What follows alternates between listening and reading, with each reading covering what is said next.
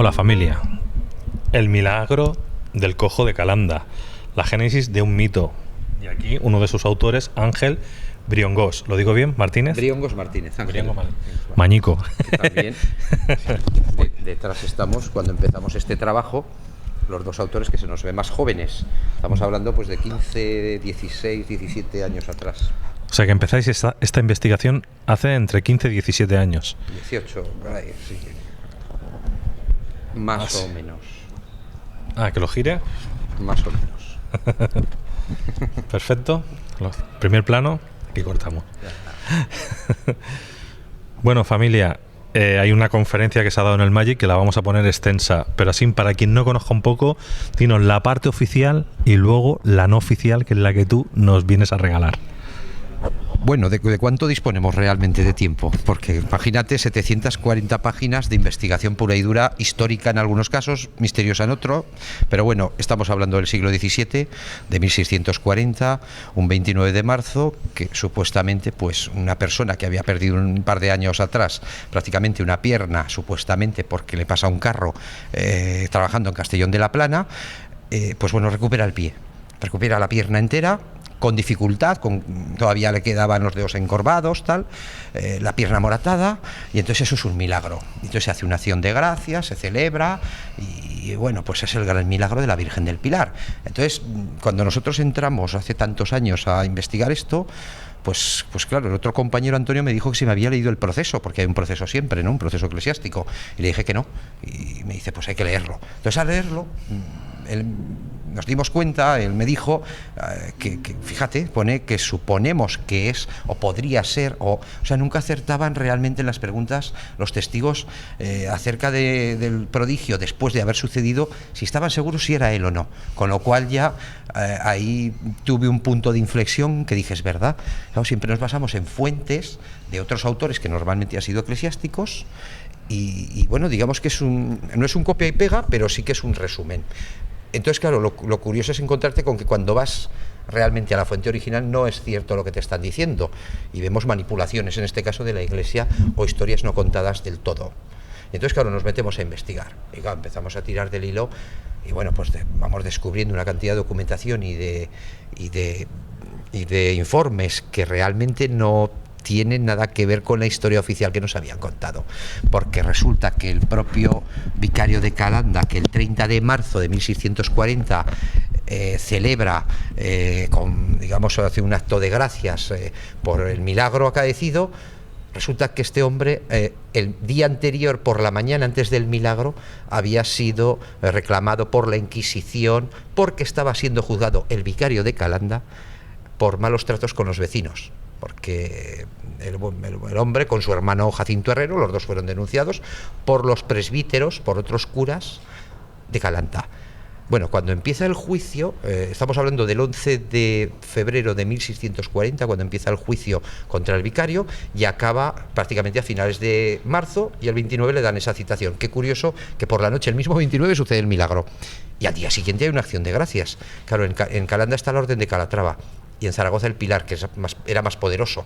Entonces, claro, es como que si hubiera unido al Pilar, que hubiera habido una intencionalidad o no, por Pellicer o por el vicario, o por ambos incluso, de que el milagro sucediera, porque le venía bien quizás más al vicario que al propio Pellicer. Yo creo que al Pellicer el milagro le hizo un favor, que fue que por fin pudo estirar la pierna y por fin pudo descansarla en los años que duró. Ponte así en el micro. Digo que para que te escuche bien el micro así. ¿Ahí? Sí, póntelo aquí, sí, porque si te vas para acá no se te escucha. Ah, vale. Y entonces, digamos que el tema y el resumen del propio milagro sería ese punto de inflexión de unos días antes de cuando Pellicer llega a Calanda, y justo ese día 29-30, el 2 de abril también. ¿Por qué el 2 de abril? Porque 4 días después del milagro resulta que un notario de un pueblo cercano llamado Mazaleón se acerca a levantar un acta para ver realmente lo que está viendo en la pierna de Miguel Pellicer, del cojo de Calanda, ¿no? Y él simplemente se dedica a escribir lo que él ve, y él ve que por la parte ancha de la rodilla es esto, se veía más morena que la pierna nueva, que era la que había recuperado. Claro, cuando un mendigo hacía así para que le vean la pierna, se le pone más morena. Y además él se daba con aceite de las lámparas del Pilar a ver si le mitigaba el dolor y la Virgen lo curaba. Eso dice la tradición. Claro, si nos vamos a YouTube y buscamos falsos mendigos cojos, hindús, sudamericanos y demás, los vemos como se ponen la pierna torcida hacia atrás, entrambas piernas, como decía el Buscón de Quevedo, 1626, un libro de picaresca, y ves cómo se tuercen la pierna de tal manera que la llevan metida aquí dentro del propio pantalón. Esto lo llevan suelto, la parte de abajo, y entonces dices, hombre, es cojo realmente, o sea, le falta la pierna, y lo para la policía, ves varios testimonios, y están las imágenes ahí para quien quiera comprobarlo, y entonces dices, es imposible que este hombre no tenga pierna. Oye, pues tiene pierna. Entonces Pellicer debía hacer algo igual. Claro, se les queda al final raquítica.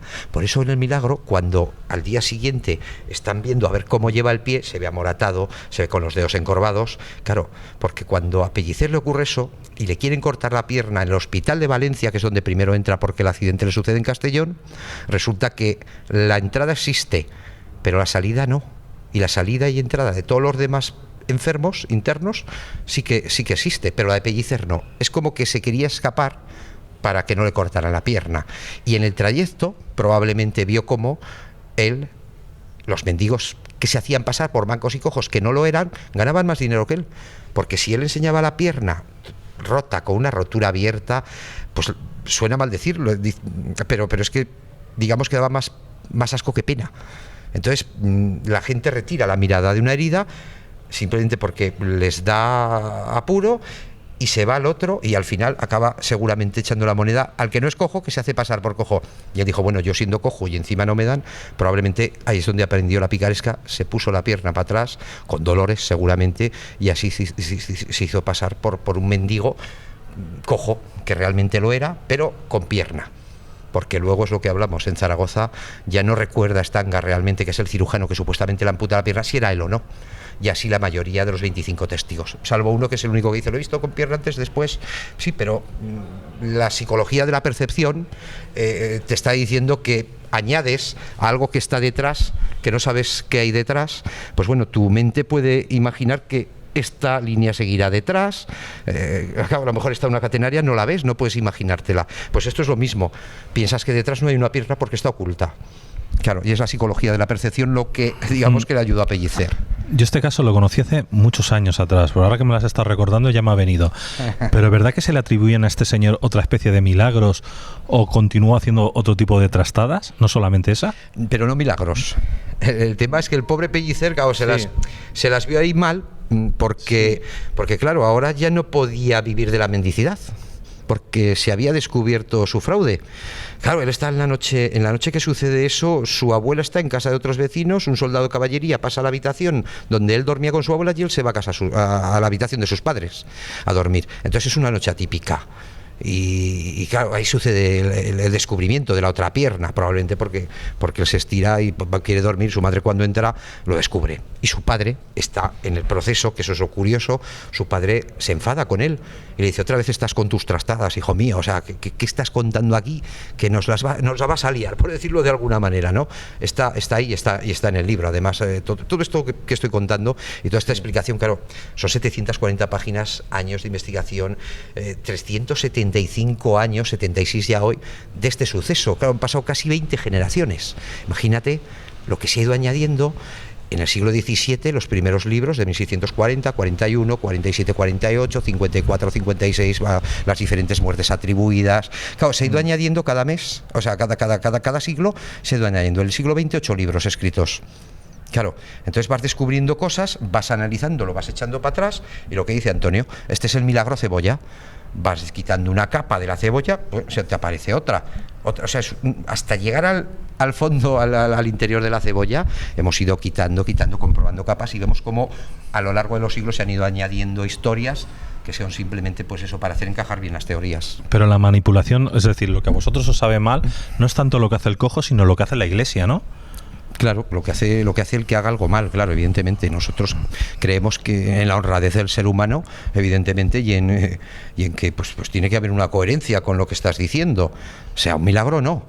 Si vas descubriendo que ha habido una trampa, por pequeña que sea, y a partir de ahí, o trampa queriendo o no, pero que te está indicando que no es verdad todo lo que nos han contado, claro, empezamos a investigar y entonces vamos descubriendo cómo pues estos añadidos, por ejemplo, una historia que no pudimos ya meternos, que no contamos en la conferencia, claro, esto son historias fantásticas, nunca mejor dicho historias, porque es de historia, de la propia historia. Entonces son historias fantásticas, pero literarias o de milagros, porque también hay una aparición de Miguel Pellicer. También se le atribuía una aparición de Miguel Pellicer que no hizo caso a la Iglesia, porque Miguel Pellicer metía mano en las limosnas y era como un mal cristiano. Entonces por eso nunca se le llegó a hacer santo, y además porque seguramente sabían todo lo que nosotros hemos ido descubriendo. Esa investigación inquisitorial que estaba llevando el propio vicario, que le vino bien para el milagro, que acabó siendo notario de la Inquisición de Zaragoza. Entonces, claro, vas descubriendo historias. Y lo que te comentaba es, por ejemplo, un libro que todo el mundo decía que había existido, que es una relación del milagro de un carmelita descalzo, de la Orden de los Carmelitas, Fray Jerónimo de San José. Y lo curioso es que siempre le atribuían un libro. La relación del milagro de Calanda es de Fray Jerónimo de San José. Bueno, pues vamos mirando autores eruditos, de bibliógrafos y demás, manuales de bibliografía y tal, de libros, y nos encontramos con que este autor tiene muchos libros, pero este no. Pero no contentos con ello, nos vamos a la propia enciclopedia de autores de la Orden Carmelitana y vemos que este libro no existe. Pero no contento con ello, pues bueno, seguimos la investigación, seguimos trabajando en otras cosas y queremos llegar más lejos. Y descubrimos que existen unas cartas de dos cronistas, que es Fray Jerónimo de San José a Juan Antonio Andrés de Ustarroz, otro cronista también de Zaragoza, que se carteaban con Madrid y tal, y resulta que en una de esas cartas él mismo está diciendo que el propio libro no lo ha escrito. La Iglesia todavía sigue diciendo que es el primer libro escrito del milagro, cuando el propio autor te está diciendo que no. Son estas pequeñas cosas las que vas descubriendo y que desde el bando creyente, por decirlo de esa manera, pues le sirve de argumento para seguir manteniendo esa fe y fomentando la creencia, ¿no?, en Cristo o en la Virgen o en lo que toque. Entonces, claro, es muy respetable, pero cuando vas descubriendo que ha habido pequeñas malintencionadas, añadidos y demás, ¿no?, pues dices, esto hay que contarlo. ¿Sabes? Esto yo creo que... Y también estás dando a entender que la Iglesia mentió en otras cosas. Claro, sí, por supuesto. ¿Y la Iglesia qué dice del libro? ¿O no te han dicho nada? Hombre, pues sí, se han quejado, ellos no lo ven bien, evidentemente, pero bueno, yo solamente lo único que nosotros hacemos es presentar documentos. Y con los documentos, pues solo lo puedes rebatir con otros documentos, porque los argumentos te lo da el documento, no el documento, el argumento de esta manera, sino al revés. Entonces tienes el argumento gracias al documento. Por lo tanto, claro, nos estamos descubriendo una historia que es totalmente casi fabulada. Por ejemplo, el proceso original del milagro de Calanda nos lleva... Mira, esto ya que estamos aquí, ¿sabes quién sale aquí? Jordi Pujol. Tú dices, pero bueno, ¿qué pinta Jordi Pujol aquí con el milagro de Calanda? Pues bueno, está en un proceso, porque Jordi Pujol, cuando se pone con la bandera señora, que está con el FES aquí, que la muestra, y toda la movida que hubo en los 60, creo que fue, no recuerdo exactamente, bueno, en el 64-65 hay un proceso por robo de manuscritos incunables, legajos, miniados, pulgarios, en la Catedral del Aseo de Zaragoza. Curiosamente, los mayores ladrones eran los propios curas, expertos también algunos de ellos del milagro de Calanda. Claro, estamos hablando de una época franquista, 1960, de esa época, lo denuncia un propio arzobispo y nosotros nos interesamos simplemente por ver si ahí estaba entre esas ventas el proceso original del milagro de Calanda, porque lo que conocemos es de una copia. Y claro, no sabemos si han podido añadir, si han quitado información, ¿qué hay ahí, no? Realmente. Entonces, claro, nosotros tuvimos acceso y cuando nos encontramos a Jordi Pujol decimos, ¿qué tiene que ver esto aquí? Número 5, médico. Bueno, pues resulta que Jordi Pujol estuvo preso en Zaragoza por estos incidentes y estuvo en la cárcel de Torrero, justo en la misma época en que encarcelan a todos los ladrones por el robo de los manuscritos del Aseo. Sí, que ha dado por la tele mucho para que lo devolvieran. Sí. Para que devolvieran todo el material. Sí. Bueno, entró la Interpol, FBI, Scotland Yard. Bueno, es una historia, se vendieron a todas las universidades del mundo libros. Claro, no tiene nada que ver con el cojo de Calanda, pero tiene que ver en esa investigación detrás del manuscrito original que no estaba en esas ventas. Entonces, claro, nos quedamos ahí un poco y descubrimos pues a Jordi Pujol, que realmente pues le preguntan fíjate hasta dónde llegan los investigadores, que por intentar descubrir algo más sobre la desaparición de los manuscritos y las ventas ilegales, preguntan a los presos que habían tenido alguna relación, entre ellos Jordi Pujol, con los presos que habían hurtado los manuscritos del Aseo. Y entonces aparece Jordi Pujol pues diciendo, no sé nada, no me han dicho nada. Que incluso le pusieron hasta un despacho fuera de la celda. Tú fíjate lo que te estoy contando, que lo sé de buena fuente, no el cómico, sino de buena fuente. Y, oye, el Pujol allí con su luz, nadie más tenía ese trato, y por lo que sea, pues allí tenía fuera de la celda luz, teléfono, le pusieron, y si nos oye, que lo corrobore.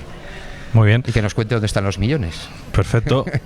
¿Cómo podemos encontrar este libro? ¿A través de dónde? Amazon, pues bueno, la Casa del Libro. En Amazon lo tienes, sí. Se puede comprar en papel así o en papel también bajo demanda. Y si no, distribuidora Ícaro en Zaragoza, buscando en internet.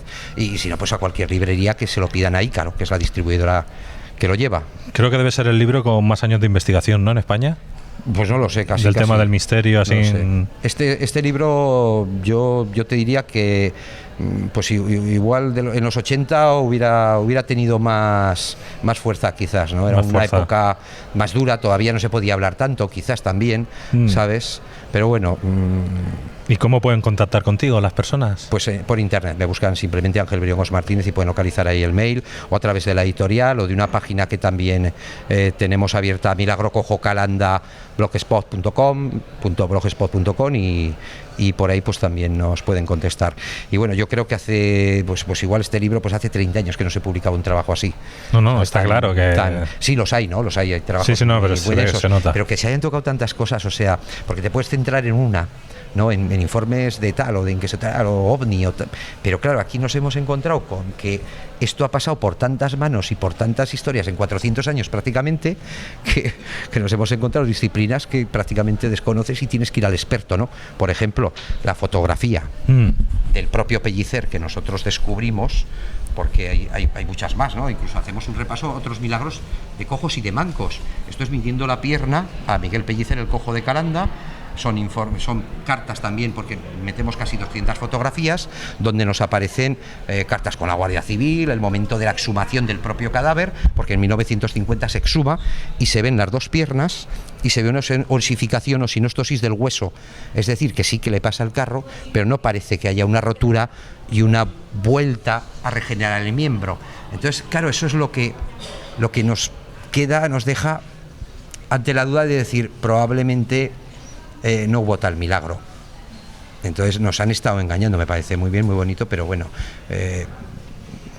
cuesta decirlo, yo lo siento, pero es que es así. Entonces no sé si gustará o no gustará. Zaragoza, los curas, la verdad solo tiene un camino, y el camino es escribirlo, y no hay mayor arma de la historia que es la pluma. Investigar, si os ha gustado este caso, esta introducción, aquí tienen una pedazo de investigación de muchos años, y eso ya es un respeto hacia la persona que tenemos delante por el tema de tantos años de investigación, y es algo que se está perdiendo, y gracias por dedicarle media vida, ¿no?, a este tema. Pues sí, te condiciona mucho, te condiciona mucho, pero bueno, merece la pena dejar ahí la huella para que todo el mundo conozca nuestro pasado en el futuro. Muchas gracias, señor. Un abrazo a ti.